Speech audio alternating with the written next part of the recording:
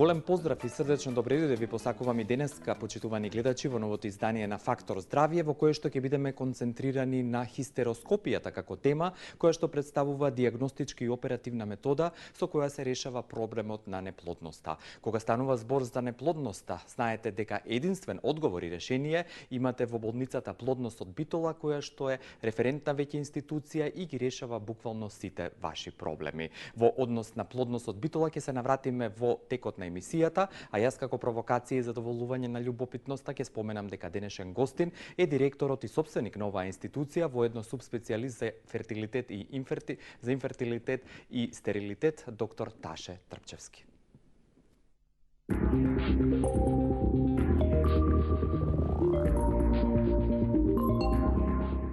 Кога започнуваме со постапка на вонтелесно оплодување или инвитро фертилизација, инсистирам и двајцата партнери да бидат здрави и ментално силни. За да се зачне здраво дете, и двата родители мора да имаат силен имун систем.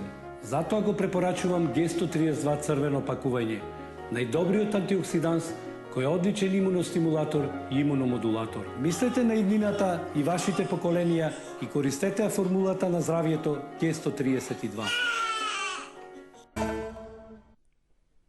Зборувајќи за приватната здравствена установа специјална болница за гинекологија и акушерство Плодност од Битола, која што воедно ИВФ Центар за асистирана хумана репродукција, сакам да споменам дека контактот со нив можете секојдневно да го остварите на 047 208 880, како и преку нивната страница која што е дел од глобалната мрежа www.plodnost.mk. За сите тие прашања и совети ви стои на располагање тимот на болницата Плодност од Битола, а денеска во Фактор здравје директно ќе имате можност да се дружите, веќе споменав, со доктор Таше Трпчевски, кој што е субспецијалист за стерилитет и инфертилитет и воедно директор и собственик на болницата Плодност од Битола. Добар ден, доктор Трпчевски, и како сте, како патувавте денеска од Битола? Добар ден, добро ве најдов, како и секогаш расположен кога доаѓам во вашата емисија. Поздрав на гледачите на 24 вести, со напомена да го задржат вниманието на овој канал, бидејќи повторно ќе зборуваме за една интересна тема од областа на неплодноста. Тоа е хистероскопијата, која што како метода ја споменав, служи за откривање, третирање и решавање на проблемот на неплодноста. Веднаш од ваш стручен аспект, што таа подразбира и што е она што е карактеристично за оваа метода која што вие ја работите во моментов во Плодност во Битола? Така, бидејќи се работи за една нова процедура, една мощна интересна постапка или интервенција, да му објаснам на гледачите и што всушност значи оваа постапка или процедура. Хистероскопијата е ендоскопска метода, а ендоскопија значи кога со одреден инструмент гледате внатре во некоја шуплина. Зборот доаѓа хистероскопија од зборот хистера, кој што значи матка, а скопија значи скопирање во матката. Значи гледате во шуплината на матката. Значи хистероскопијата е метода која што се применува за дијагностицирање на евентуално постојање на евентуални промени во шуплината на матката. Значи, случајно за тоа и оттаму доаѓа името хистероскопија.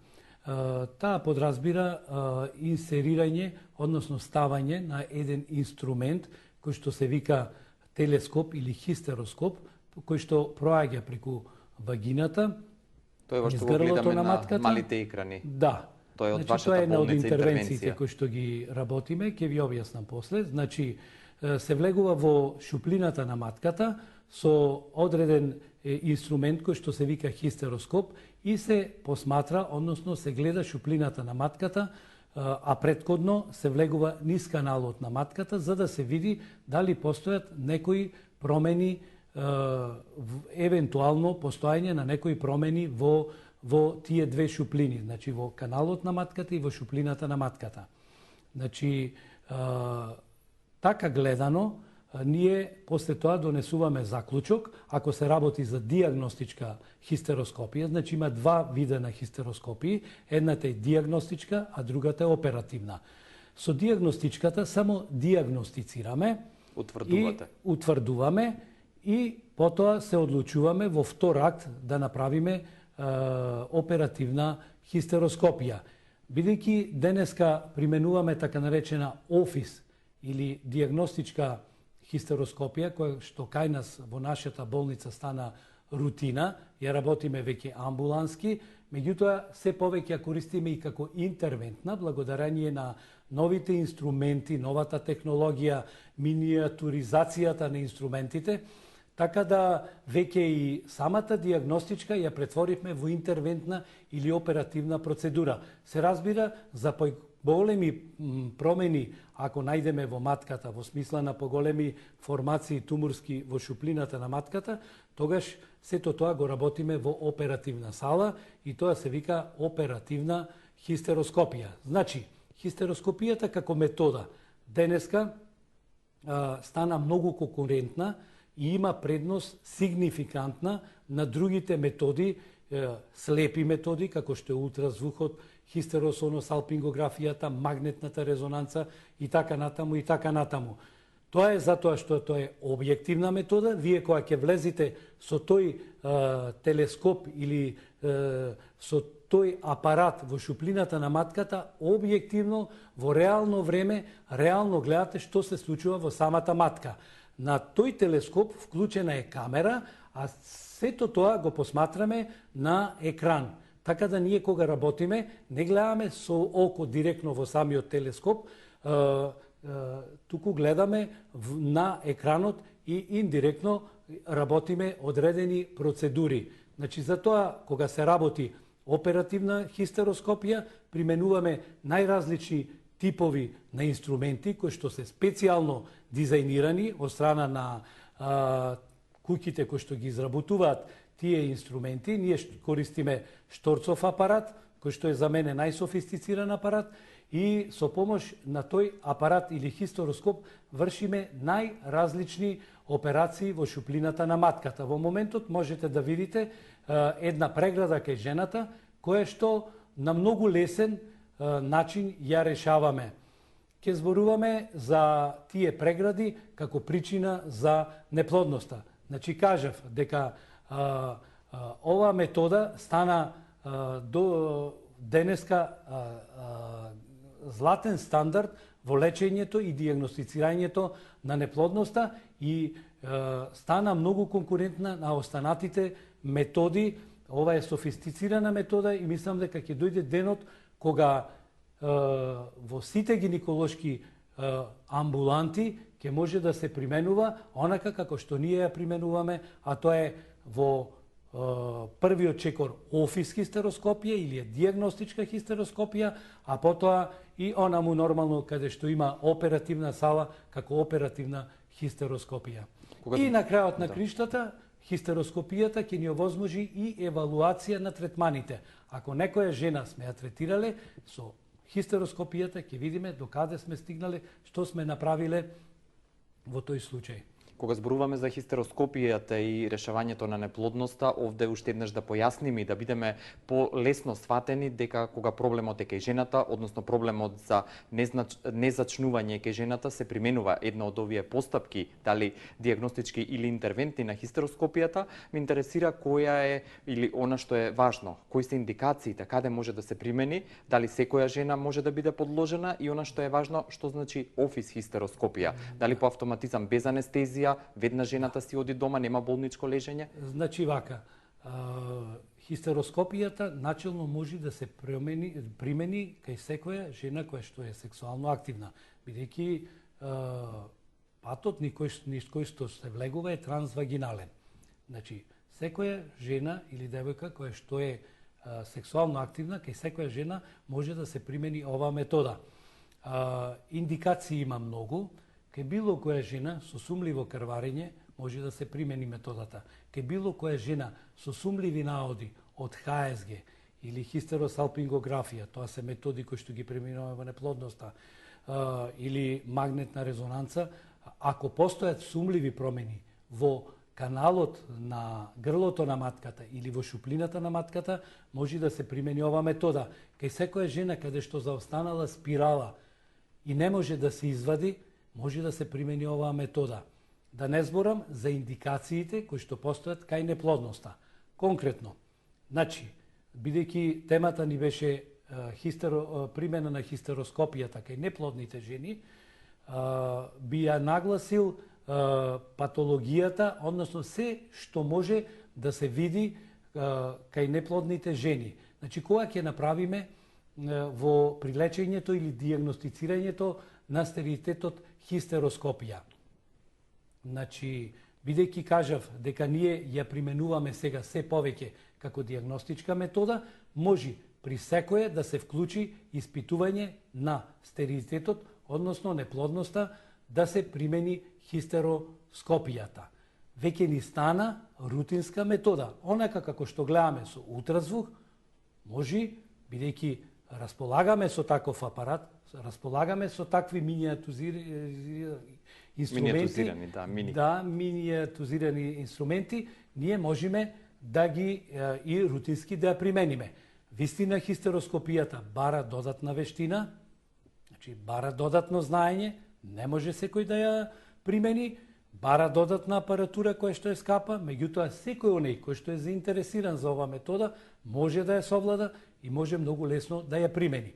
Офис хистероскопијата, самиот збор покажува дека станува збор за хистероскопија која што се прави во амбулански услови. Се прави без анестезија, без ставање на додатни инструменти во вагината и тоа е потполно безболна или лесно болна процедура.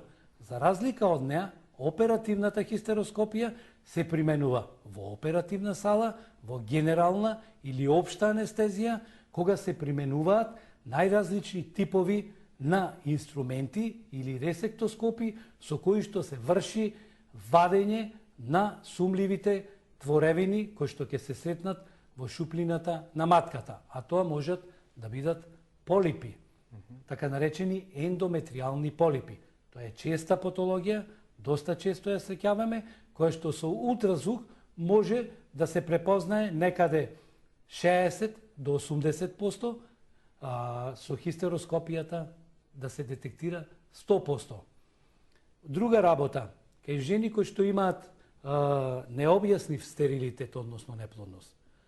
Нашето искуство покажа дека кај тие жени, ако направиме хистероскопија, најдено е појава на патологија, односно ендометриални полипи во 25% од случаевите.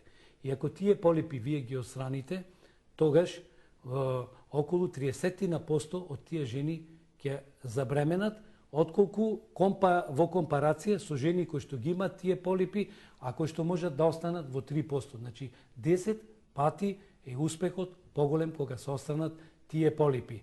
Друг е начинот како тие прават стерилитет, меѓутоа тоа е за дебата на некои стручни форуми. Од друга страна, друга патологија која што ни е честа, тоа се така наречените израстоци или миоми.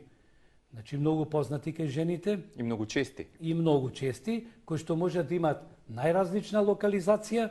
Во овој случај со хистероскопија ќе ги третираме така наречените субмукозни миоми. Значи тоа е латински назив, или тоа се, да поедноставам, миоми или туморозни творби кои што потекнуваат од мускулот и кои што растат во шуплината на матката. Ги има три типови. Едни се тие кои што растат целосно и се појавуваат во матката, други се кои се делумно во мускулот и во матката, и третиот тип се кога се целите во мускулот на матката. Значи, што правиме? Кога диагностицираме миоми, препорачуваме да се направи хистероскопија, бидејќи миомите секогаш се во раст, тие можат да направат многу проблеми кај жените, од оние со крварење до да дадат стерилитет. Самиот миом интерферира со неплодноста. Самиот миом ја пореметува васкуларизацијата или крвното снабдување на слузницата на матката и ја пореметува имплантацијата, ако се прави инвитро на ембрионот, или го пореметува, односно го препречува транспортот на семето преку шуплината на матката.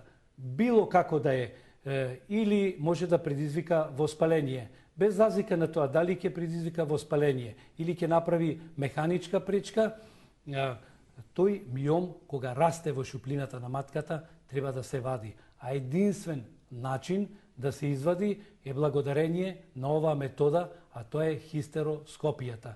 Ние правиме така наречена резекција на миомите преку хистероскопот, мали парчиња вадиме, значи парче по парче, се чисти матката на се некој чисти начин. матката, така да ствараме услови за идно забременување. И резултатите покажале дека после таква миомектомија, резекција или вадење на миоми од чуплината на матката, кај оние што се жалеле на крварење, крварењата се смируваат, или дупло се зголемил процентот на бременост кај таквите жени. Да, благодарам за овој дел од разговорот. Исто така, или значи можеме да диагностицираме прегради.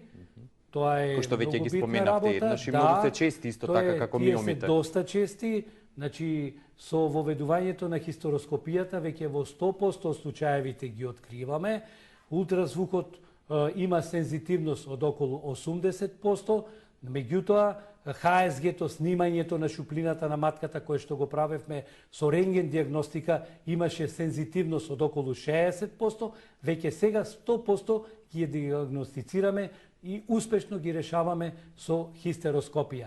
Ги сечиме тие прегради и не случајно жените кои што имаат вакви прегради имале и до 80% повеќе спонтани абортуси, значи тие прегради биле причина за повеќе кратни абортуси, а и жените кои што после кај кои што била направена резекција на тие прегради, процентот на бременост се зголемил дупло.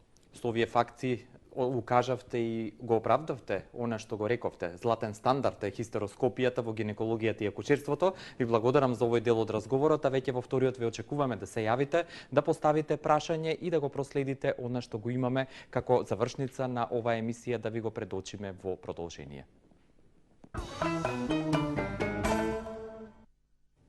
Уште еднаш добре дојде за сите оние кои што од овој момент може би се со новото издание на Фактор здравје, издание кое што ви ја нуди денешната тема хистероскопија, која што ја обработуваме со доктор Таше Трпчевски, субспецијалист за фертилитет и инфертилитет, кој што овој пат доаѓа и како и претходно од специјалната болница за гинекологија, акушерство, плодност од Битола, кој што воедно и ИВФ центар за асистирана хумана репродукција. За сето она што ви интересира во однос на денешната тема и сето она што е останато од областа на гинекологијата и акушерството, ве упатувам на нивниот број 0472088880 или на plodnost.mk. Сите вие кои што имате прашање и сакате во живо да контактирате, ги имате телефонските броеви на вашите мали екрани, а доктор Трпчевски кажавте дека златен стандард е хистероскопијата во однос на индикациите или премината и решавањето на неплодноста кај жените. Ме интересира и претпоставувам дека ова е многу суптилно и лично прашање за сите пациентки кои што доаѓаат кај вас, но како тие се чувствуваат, како вие, освен оној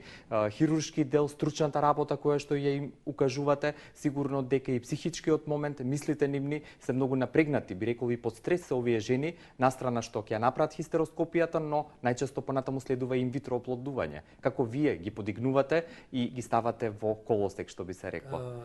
Но да го слушнеме, може ли првото јавување, ќе се вратиме на вашиот одговор. Добар ден. Ало, добар ден. Да, ве слушаме, господја. Само да ве прашам, јас се јавувам од Битола, живеем одма таму до Плодност. Добра. Сега сакам да прашам, ќерка ми високи беше пролактинот, не може да остани бремена и беше до 940 и дадоја едни таблети, ги пиеше на 3 дена по пола таблета, не знам какви таблети, грчки некакви, и сега пролактинот со друга мерна единица и ги мереа и е 1,3. Дали е можно сега да забремени? Дали ова доволно за одговор? Значи вака се работи за хиперпролактинемија. Хиперпролактинемијата е една состојба на зголемен пролактин или млечен хормон, кој што може да биде предизвикана од најразлични причини. Меѓу другото, ова е една од причините и зголемување, односно тумор во хипофизата. За среќа тоа се туморчиња кои што се бенигни и се лечат со медикаментозна терапија. Тоа е единствен тумор кој што се лечи на мозокот со медикаментозна терапија. Према единиците што ни кажа жената, 930, пациентката веројатно не била кај нас на преглед, Нормална пролактинемија според нашите единици е до 35. 930 е голема бројка, меѓутоа не ги знам референтните вредности на таа лабораторија. Ако е сега 1,5, тој пролактин, тоа е стресоген хормон, е во нормала, така да треба да се направи, за да се знае кај жената дали се работи исклучиво за на вистинска состојба на хиперпролактинемија предизвикана од органски причини, треба да се направи така наречен профил, треба да дојде кај нас, ќе направиме во неколку сати растојание земање на крв, ќе го одредиме профилот, ќе го на некој начин ќе се доближиме до етиологијата, односно причината за хиперпролактинемија, а потоа нека дојде кај нас, пошто е наша комшивка, ќе им дадеме совети како понатаму со таа хиперпролактинемија, односно како за лекување на тој вишок, на тој хормон. Меѓутоа, ако е тоа единствена причина и ако за лечење на, значи, ако е тоа единствена причина за неплодност на нејзината ќерка, сигурно дека ако се таа е причина за така наречени ановулаторни циклуси, односно пациентката нема овулации заради тој пролактин, сигурно дека после слегувањето, симнувањето на пролактинот ќе се воспостават нормални и овулаторни циклуси и пациентката би требало, ако е тоа причина, да биде бремена. И да се вратиме на она што ве праша во однос на пациентките и стресот, што би рекол, го поминуваат или она што како чувство го имаат. Така, самата постапка на лечење на стерилитетот и никој и брачниот пар кога се започнуваат со, односно паровите кои што започнуваат со сексуални односи, кога планираат семејство, тие никогаш не помислуваат дека во животот може да ги снајде она што може да ги снајде, а тоа е неплодноста. И кога ќе им се соопшти тој факт или кога годините ќе си го кажат своето, тие се веќе во стрес. И самата постапка на одење на лекар е стресогена. Значи, јас би сакал и за тоа да оделиме на тема во некои наредни емисии, за емотивниот, психолошкиот фактор во лечење на стерилитетот. Секако дека јас и онака генерално кажав дека при опоравување на пациентките кои што доаѓаат за преглед и за било која состојба за лечење на стерилитет или пациентките кои што имале проблеми со ранички, вирусни инфекции и така натаму, секогаш им го препорачувам Г132, особено за оние кои што лечат неплодност, Г132 црвен и зелен Г132 за оние кои што имаат други гинеколошки проблеми. Значи, еден моќен, најмоќен антиоксиданс, кој што со сигурност ќе го реши проблемот со стресот, ќе ја зголеми кондицијата физичка кај тие што го имаат тој проблем, и на крајот на криштото ќе се искористи антибактеријалното и антивирусно дејство на тој лек, така да и резултатите ќе бидат добри. Би рекол дека иако работите со хистероскопијата во внатрешноста на матката, сепак Г132 што го споменавте делува не само локално, туку целосно на целиот организам. Реков дека делува антибактеријално и антимикробно, а иако работите локално, треба да се гледа глобално. А баш во слузницата на матката, ендометриумот, тоа е милие кое што многу пати може да биде воспалено. Тоа е една состојба на така наречен ендометритис, хроничен ендометритис, која што е една од причините за незабременување. Значи, начин да се остане... Тоа значи воспаление на слузницата на матката и тоа е состојба која што интерферира со подвижноста на сперматозоидите и состојба која што интерферира со рецептивноста на слузницата на матката. И кога имаме ендометритис, тогаш и кога правиме инвитро, кога ги враќаме ембрионите, доколку имаме таква состојба, имаме и неуспех. Тоа значи дека не само жената која што се третира, туку и партнерот, нејзиниот сопруг или само партнер во случајот треба да има високо ниво на своето имунитет. За двата партнери Подеднакво. да примаат подеднакво. Јас сакам само да подсетам дека на 6091924 и 6091925 ги очекуваме вашите јавувања, а во однос на темата, она што е исто интересно и многу значајно, рековте дека со хистероскопијата се лекува неплодноста. Дали тоа значи дека секогаш хистероскопијата претходи на инвитро постапката или има случаи кога е обратно? Сега прашање значи за ова и на стручни состаноци се дебатирало многу. Значи се воделе многу дискусии дали ќе ја примените хистероскопијата пред инвитро оплодувањето. Значи не е донесен се уште консензус за ефективноста на примената на хистероскопијата пред инвитро оплодување. Со оглед на моето искуство, јас имам свој сопствен став, индивидуален став. Нашите здруженија, како што е Royal College of Obstetrics, мислења, ЕШРЕ и така натаму, тоа се асоцијации гинеколошки, асоцијации за фертилитет и стерилитет, е дека хистероскопијата не би требало да се примени како рутинска метода пред инвитро оплодувањето или во испитувањето на инфертилност, односно стерилитетот. Мој сопствен став е дека може. Денеска, во ова ера на толку софистицирана и модерна технологија, ако ви имате офис хистероскоп со оние миниатюризирани инструменти, кои што не прават болност во постапката, ако го имате тој апарат или инструмент, ако ја имате таа вештина да ја направите таа постапка, зошто како рутина да не дзирнете во шуплината на матката? Значи, може да се прави пред инвитро постапката.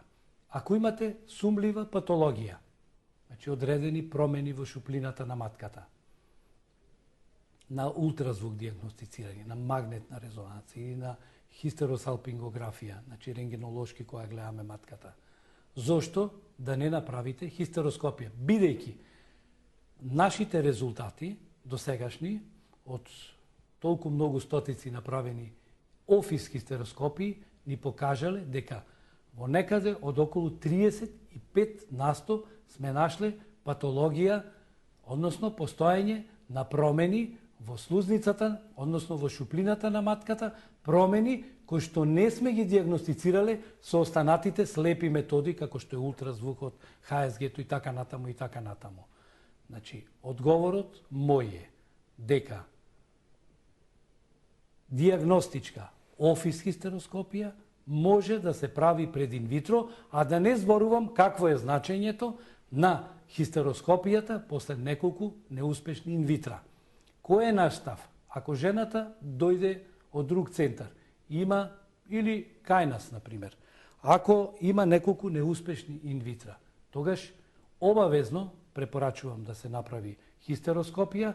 Денеска правиме така наречено гребење на матката, ако не најдеме друга патологија во шуплината на матката, на местото каде што ќе изгребеме матката, се ствара нова хемиска реакција, ново зарастување, една нова слузница, со вклучување на многу хемиски медиатори на таа реакција, со вклучување на многу одбранбени клетки и веќе вие имате нова слузница. Оттаму и нашиот успех кај повторни инвитра, неуспешни инвитра. Тој скречинг што го правиме, или гребење, донесува одлични резултати. Значи, зборувам за неуспешни инвитра.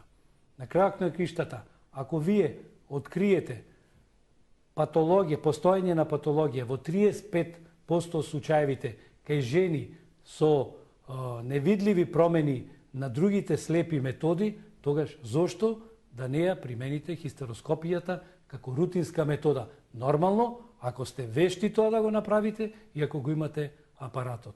Ние во плодност сме валидни, вешти и способни да ја направиме оваа процедура и да ја примениме кај секоја пациентка во амбулански услови, зборувам. Во крајна линија и како превенција може да се направи по ова што го зборувате, бидејќи во 35% од случаите сте откриле патологии кои што со другите слепи методи, како што рековте, не биле видливи и не може да се видат. Термински кажано, како рутинска постапка. Ќе дојде времето кога офис хистероскопијата ќе се применува како метода исто онака како што се применува и ултразвукот.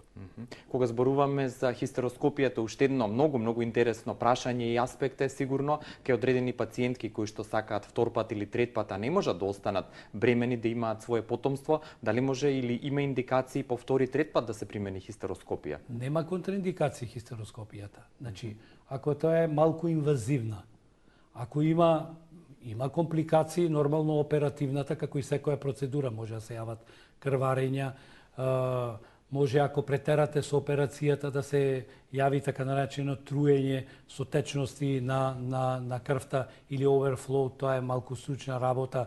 Значи ако претерате со подолготрајно работење, бидејќи течноста која што ја применувате ја дистендира шуплината, матката може да премине во крвта и да може да настанат разни електролитни метаболни промени на мозокот, меѓутоа за тоа си има одродени медицински сознанија, лимит и ние се контролираме кога нивото ќе стигне, кога е потребно да престаниме. Имаме ситуации кога имаме многу големи септоми и престануваме во одреден момент и во втор акт ја применуваме.